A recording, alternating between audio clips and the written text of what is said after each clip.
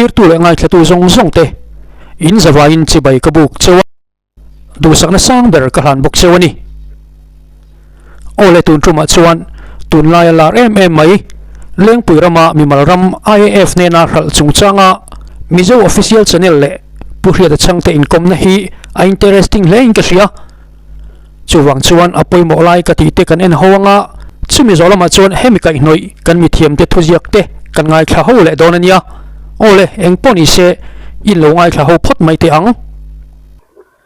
tuna hian mi tam tak zoram mi pui na kan hriat pol online ta a ke point ka ngai tu na kal thui khop maya tuna leng pui airport ram tuna airport kan man me khu mizoram sarkarin a khalani ti te khalaya kha soya tam view maya amaro chu ani na taka he thin lo ir chuan chan document sang atanga kanan mudana chuan airport ram nilovin leng puya mi mal ram mal tumna alo ni ta zo ani zok ti ka airport pia khon ram auma mi mal ram ania nakina ushe ta pannaron soifia thotura kan ngaya chu khal tumna zo kania tuna airport kan man mek ram lampang ani chi alo ti lai kha ati chiang tu tang kan soi zo ka thuman soi om ta kan ilain air force ram ani lova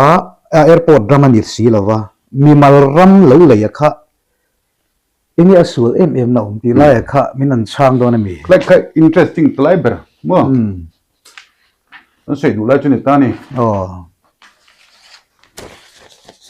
inga tinge mi ram kha mingten alia ale ti meng alia chu aram le khom chu Indian Air Force a khalani ve mia kan ti tani tuan tu na case pani oma kan khet pal na sachu pakhachu ram in le khaldan diklo pani le chu an khal to na le hami available season ni borvel alo ka chho to chun man tang e ho ka Prevention of Corruption Act way on ve tani tu wang kan se chu officer hovin an lo e ru ni pon a e ru tu le a peru tu kha shendan thum ran tani chu wang Henry ni man turnia mingte a ai o a Henry tiani wang khan Henry Sheffield thingen ti lai ta kha special power of attorney khan aking telem ti kha jirangai tani tu na kan soila ta ka chu e Mizoram hin dan thalu tu kan mo hei e kan telong lo ka hei the Mizoram land revenue law som tani lai hen hei chu sang ni som patum chokania hei hi apoi mo em lai kan soi du lai ta ka chu ta hian hei the Mizoram Land Revenue Act 2013 omani Mizoram a forest area ni lo ram private le so kam revenue land antika angchi in khal dan ta ni ju sang ni la som pathuma ti ani ta chuan chapter 9 ni transfer of ownership of land ni chuan chapter 9 kalu mai hian kan eminent thentena anin sei thei pri veber independent sual chok ta chelo masala kan sual chu anti ve chu 371G ni ta ni 371G no chana ni chu 371GA oma and waya sub number 4 achon ownership and transfer of land shall apply to the state of Mizoram unless the legislative assembly of the state of Mizoram by resolution so decides it tani la hin FCA poka kan selutani ma say FCA poka tan ngar chu land and its resources ram kanti land achungle achunga hausakna tenen vekhian ani tu state sarkar ni ikha tan ni tani tu van heng te le section entry 18 of state list Indian constitution te mo le interesting ni head ani le antinan 371G te Mizoram Land Revenue Act 2013 ani te inner line permit Bengal Eastern Frontier Regulation 1873 waya chu soilo ram nei chu soilo sundon papalo non tribal kha song bel khom khan he dan ahian to Mizoram Revenue Land Act 213 ho chuan chapter 9 transfer of ownership of land amta section 98 chuan transfer of ownership of land khan section 98 to hinten injectane no land within the area to which the act extends hiti hi autonomous district council telawa chuan non-tribal by a tribal to non-tribal or by non-tribal to non-tribal ti vel ja khinde de ne heta asoi tum chu tribal ram khan non-tribal a akhal theilo ti ni wang point chuan ta hen he rule hi an six je chu kan zo ma thlak unau tan he de ka du chu manipur a zo ma thlak tribal po khan mizoram mizo tribal land khalai theilo changte omsela tripura mi anum vemo changte hok de pum be thowa khapa kha tripura tribal ni sela mizoram tribal domicile te khera domicile ju sang ju ko somnga ma mani lo chuan lei thei chuang lo chu wangin tan soi chho ta tro chu wangin soi chho ta except with the previous sanction of the government at tani state government na special taka anphal ani lo chuan tribal ram kha non tribal ali thilo tu ting non tribal non tribal so chu ministry to the defense ministry kan ti te unit body department undertaking corporation company society thengin chuan tahen asoya kan sedu lo ko chu he dani na asoi chu entina charge kan ti back in po hi UPCM or Roman Catholic Presbyterian Church hian mimal ram ali thilo he dam hang chuan tuna entina mandew lek khan ro ta sai lo tenen ni ngai ka durtlanga baptist hovin LSC pani aleka baptist hom hmil le kan tum bheni an settlement as a settlement officer ka kan bia pushet mi sathiam ga thailo dan pallo ti bi meni ingi dan chuna phallawa mizo bek thon ne ti ka zo khan kha SO po khan asathiam chelo masek pushet kan ti dan chu NGO poni sela tribal lovin ramale don chuan khara makha tribal ramakha le sarkar raman le pot government lena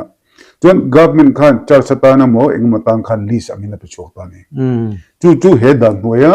tribal land non tribal ina ani dan chuni ta ni outright purchase kan ti kha thailo ni chuan tribal ho ramkha intina Indian Air Force mi garden pass engmazat umingte mingom mingte tribal ania emo mingten a mingala le lo te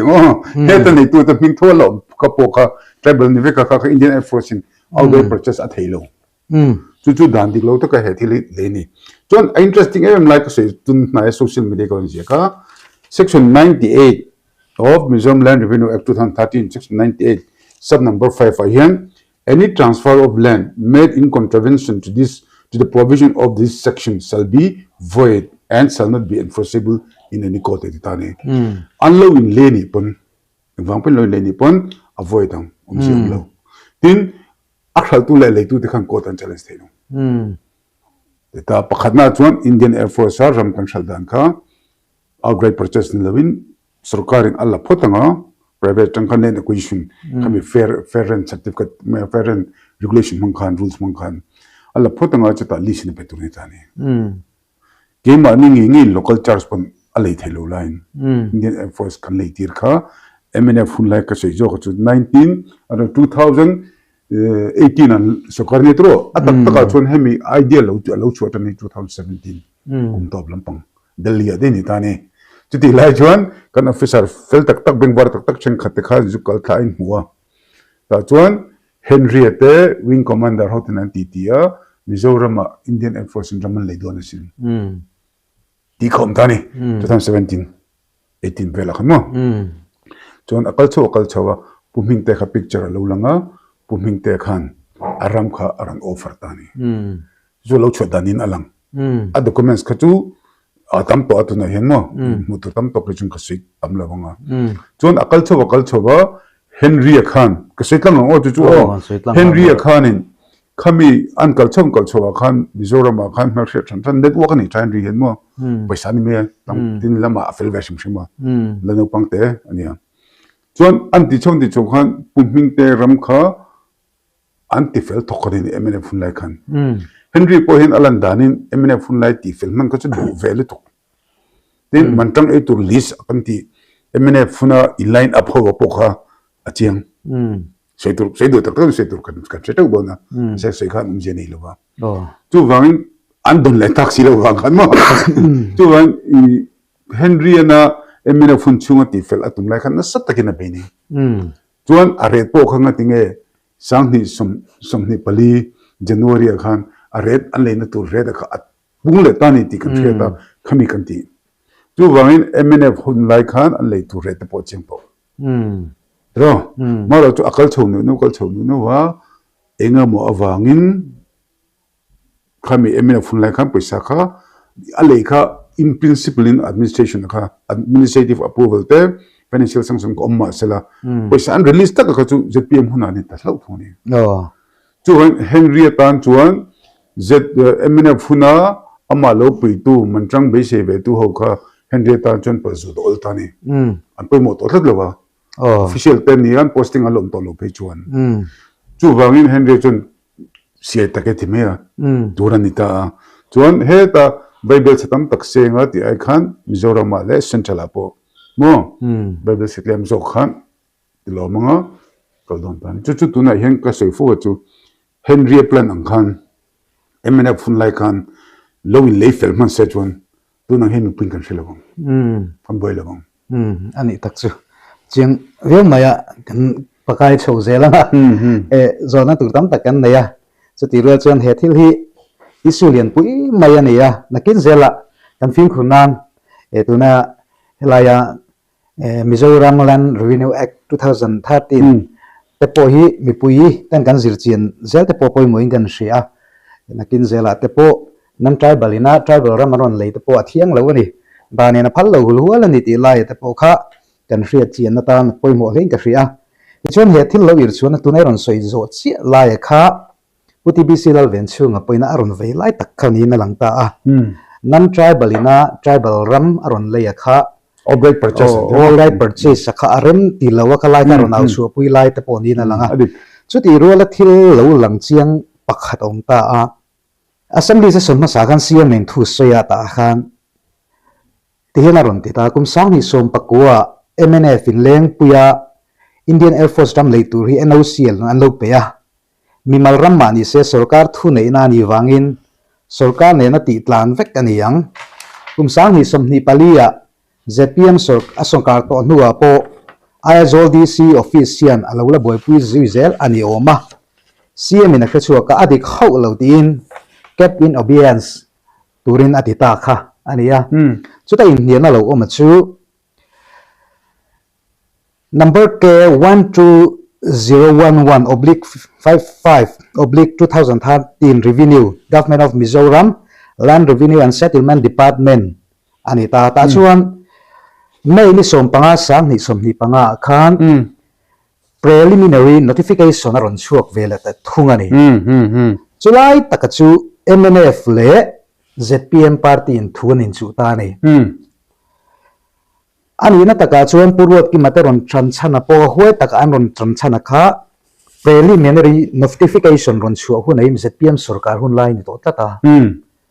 tichuan helaya hian kept in obedience a CM titua ati lai khan file alakal zel ni in riat ta boxia khalaya kha riat ta gom ta ni ZPM sarkar nge lo dika MNF sarkar lai thil ti fel nge ni ZPM in nam noi na ne mi ti hi mi puya zo na ronom ta chu chu tuna burning issue lian pi lo chuana politics sa aron chang chhota ni chu lai chu chiang taka riat ta gom hle mai khalai kha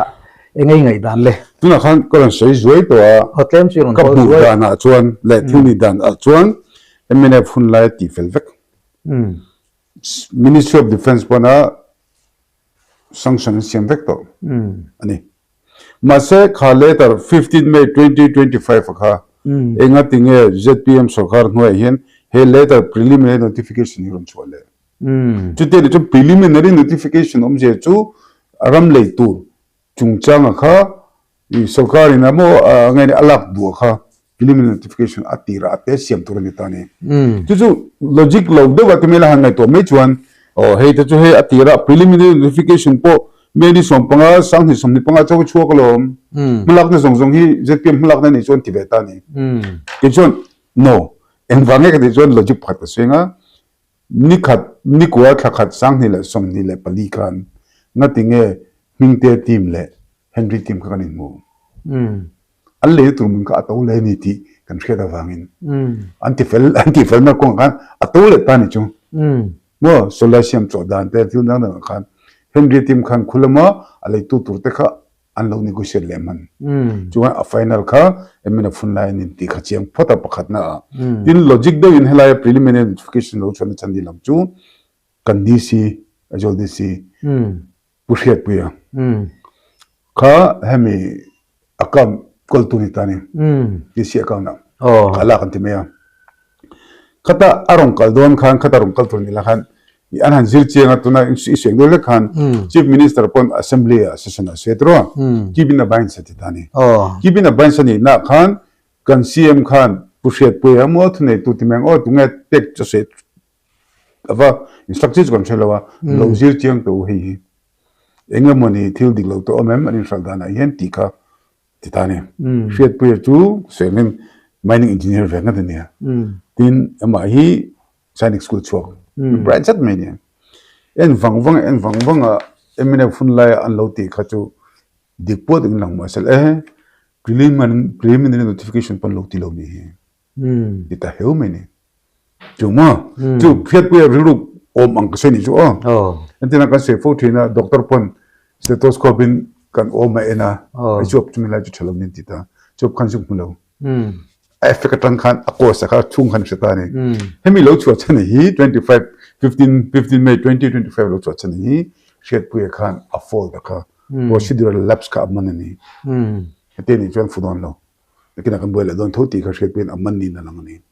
John Revenue Nena reporter, Revenue Department in okay. Preliminary notification here, allow Omlova, is similar locum. A meaning here to regularize Nan and Simtani. Let a survey. Measurement di zong correspondence sakha me kumchan ve hian azo man lo shim tu wangin actual fela outright purchase mo lease po ni lo tribal land to non tribal acquire lease apek tu ang zong kha tilawa shal hi an paper hey social media tok to hemi tam tak share page an man ho rap tak please jaldi fast antireng men jom sarkar khanen 그래서 가까이 움직여 주 촉도 되셔 된도 그래서 자도 레가 페이퍼 컨솔 보가 내면에서 가라 콘산 로도 들태도 혹전 애졸 DC 때문에 믿는다 안 너베 나팅 로티베 나된 만뭐 나대 쇼간 뭐 움직여 주 간만 뭐전 슬로그나 간네베 돈티나 주 방인 지나가 쇠제 이 이면이 CM special package ang lekhan Henry handholding policy beneficiary list ka umtoni chan man lo kan law vesia an norani rem lo pong to lo mara chu van nei thak ne van thak ka lo anti central anti vek lo khan poisa release ta ro ka chu zpm puna local ka kan CM ina ki bina bain satin chan po kha nia langa chu shet pe ta ho ina han zirta chu TBC ate pon man cho veka an abines na chanzo khachu procedural lapse omlo izir le lokong tinang ni ta chon zira pushet pu etem bank varna wangten dan thiam na wangte khan preliminary notification omlo miss palaka siam le lokong antia 15 May 2025 antita marchu a whole process of purchase ka MNF azu vector imane pusai chu chu wangin helai a final touch te kha antia ta khanin lo thei lo ni lawa awan chan chu paisa kha sanction vector nia MNF thilti mo congress thilti kha anhuran sarkar khan MNF thilti ne tin sarkar kal phunga chon apai ngo thelo sarkar ni MNF sarkar mo congress sarkar tak laba jam sarkar veknia jam sarkar khat MNF party ho tu ten an ranchang oma congress ho tu ten ranchang tani chu wangin kan sarkar ho zpm sarkar ho tu po khan puitling takin sarkar ma sai na loti fel to ni sia chu wangin kan che lo na turin kibin abines potila zirchiang le potila tian te chuan helai le khairun siam tani chuan helai le khairun chowang hen zpm malak na ni kan ti theilo he chu zpm ina MNF ten theng tok an thiam tok mo an ram veng tok te an lo ti ve kha zpm kan a hrethiam ma okay intingwal phozong ne lovin felzong inting wo an ti ve a kamai ani le khalai khan zona rom ta ni then khat ponan ti tho ke pon zona kan nei tho ta preliminary notification kha zpm phalna nei lo khan sarkar phalna nei lo khan ati ngot thei mi antenna objection khan lo siam du ta se ka chu andang thei do nim chu alim ta ni chu hi preliminary notification a vel luk lakin man siam ni he ta atira procedure dik tak ti ta sala preliminary notification siam potanga chulai ram chila tumani a ngo halai ram hilak tum hey lena question che hian chumi ram chumi pass LSC number chumi area chumi chilak tumani Indian Air Force muna tan antenga chon hearing the pone tronam chu ta ka anne silova hearing ni lekha chi to silova lo chu ta ka chu preliminary notification hi amma de om to turan ni lai nge invang ZPM hun lai aron chu lai ka rai o chu an pu chuak ZPM hun lai khan pushet pe te lai revini ho kha an rona ngoru preliminary notification om tat lo hei om dhan ngai tu ngai tita chon apming amoya available laka an siam ta ni chu wang hete lo te chon akan hin thoka te tita ma se kheu neu peila ni tuna an in shalahi tribal to non tribal kha adana ni lo mai ba kha outright purchase tur pon ni sala preliminary notification om lova public hearing om lova complaint and dong lova newspaper an cholo tin tun hen nang le ke hen king duila alat la tho chu wang tu na ka sei chu ZPM hian MNF hote den mun thathiamin notific to boxi kara khan cancel rup ai chuan tin ti zong hin kal peng meng an tiani chu wang tu na peng kala ti chu ZPM ho kha akut thak to ni lawa ani na ta ka chon dan lo anga lo ti hi tribal to non tribal kha danina khapa section 98 sub number 5 in of Mizoram Revenue Act 2013 in chu mai ba ka tu na kan se hemi ngai kan ti mo land acquisition manga mo antia po henin a procedure follow lo chu bang tu na ka du zo ko chu ZPM sarkar hian allowing lei dan hi adik tok lo ba tribal to non tribal ti te khat chung khan man mo takin phur takin mo MNF sarkar khan shal allow ni ga shal timela MNF sarkar shal lawa private dam kha i sarkar ka tlang lawin shal thailo aizol district chungmin aizol district chungmin ni aizol district khoi ta ni chuan a thal kha import ni sela he local thui to sia chu wangin regularize u ti ngai ta ni tuna kat ka du thu sam ka sei chu ZPM sarkar hian ngai to cheng sela pathian le kan ram tan ti thu MNF hoten kan ram ngai po chum han mo takin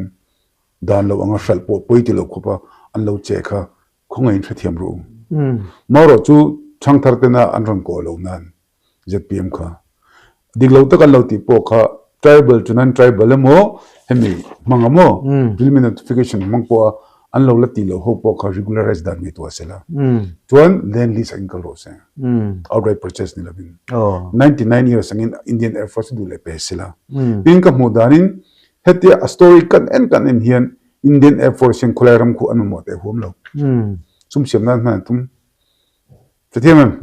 chu wangin an man mo na chum parwa pei chum me ni tuna hemi Indian Air Force ram kur ne tum to en dro chu wangin Indian Air Force kha an man mo lo zo ka Mizoram sarkar kha ka mishala kan man mo zo vel chu no je chu khulairam khu Indian Air Force am mo tak lo tu ten mo ni sum siam nan han to mani ti chek reng no ani khop mai chiang engoro loken thil pakade paper kan hi mo hei hi January ni som pakwa sang ni som ni pathum hei hi lekha pai mo le tukania hei hi January ni som pakwa sang ni som ni pathum khan Vijay Rajat Indian Defence Account Service IDES Defence Estate Officer Guwahati Circle Guwahati in mo Deputy Commissioner Aizawl District Aizawl Hena in principle approval to thute in principle mo of Defence Secretary for acquisition of 216.491 acres of land at Sipir Aizawl Teta Arun Tipola Sipir ang hen anjek zaw zawa tak tak ajon Sipir 5 acre lekania hemi lengpu hi zaw zaw ka 200 something nita heta hian mo this may be given priority that Arun Tichota hey RFC TLAT Act 2013 waya lak ang khanan tia chu outright purchase excuse me mase ke chuan revenue book niya natinga hi kan MNF sarkar khan an bu mai char mu mai khan log beauty na yang chu mo ni lo se chon ram mangai tu independence wall 371G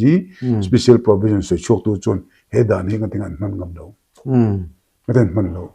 ngating helaya Land Acquisition Act tharzok mo anga khan man ve charchar he RFC TLAT right to fair compensation development tan mo hemi ngating man sam oh no kan ram ai hian thil lei turin mo ram lei turin i hemi act ni lo hian Mizoram Land Revenue Act kan ni pe a Mizoram chen tingai ti sela futur ni a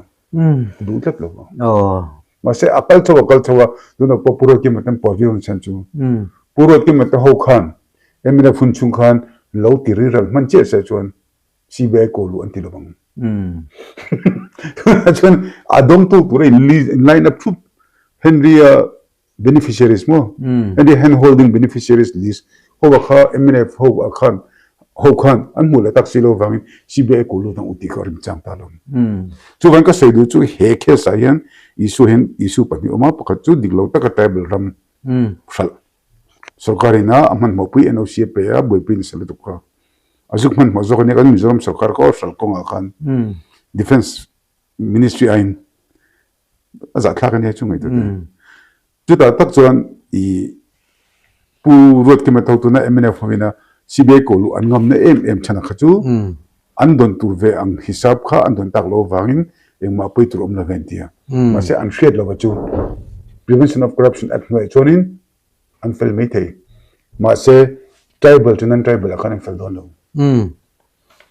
kes ni omni chu oh tribal ran non tribal khalle heta Henriana fangmano ene 80 ho kha officer an niamo political bosses an niamo kha Mizoram pu hen tam cheve chak hemi thua hian ngaidan sang kan nia chuti kara chuan party on lam shim ne awanga mani me mal ngaidan po soingam lawa party ngaidan soitamai mai po kan om nge in karing amai ro chu voinia chuan ke chu karil rudik tak soi kadua kan ram hi kan veng him du ni chuan abul in tana tanga ven angai ato patanga ven him kan tu mani chuan kan veng him zo seng in karing lo chuwang chuan kan ram hi kan veng him du tak tak ani chuan ati ro tanga kan ven angai ani kati tlatani engatinge khuleng puiram avoinia kan boi pui mup khu atir ain tana tanga engkim setu ahun laya ram veng him tura mo phurna zoram mi puiten kan pek te khan an lo ven him lo theizo ko ti in ngai tu na ke chu ka seng dai ani ZPM le MNF lam ka soilawa kan ram hi kan veng him du tak tak ani chuan ahun laya veng him tura mo phurna kan pek te khan atir ain tana tang khan engatinge an lo ven him lo theizo kan hria tangin khutilai ram khu kumsang ni palia puro ming lianan alaya garden LSC ale tifek boka ziak mi te ziak kan chira tangin khutilai khu kumsang ni som pakwa vela aizol di city point ma an la toni ti hria tania khuram khu kan uitak zetani chuan hetiang taka kan boite shep ngai lawa kan ram hum him theitu tur chu ahun lai sarkar te kha an ni tlatani khati hun lai khan ZPM hi lo sarkar ta sila khuleng puiram shaltum khu shia in dangdu mi lo ta sila kadem via wangti hi ka soingam sakani chuwangin voinia kan boi na hi thil ni dan shevek tu ahun laya dang theireng ma se dangdu silowa khua atlai to nuwa political advantage samang tu atira tanga engkim shetu te awang vekani katilo thelo ani chu amol mang theyang perin kangai dan diktak kan soive ani e ole khati jongkha tun tumata na kan ti thei chulo ni le phot mai te se khoi takin comment section lama in mudan lai ngai dan te milo se le liam turin in khoi na karon ni ani like comment le share tika khoi takin min share sakula tin min subscribe lo te point milo subscribe zel tu chewin in khoi na karon yan tak meu ani e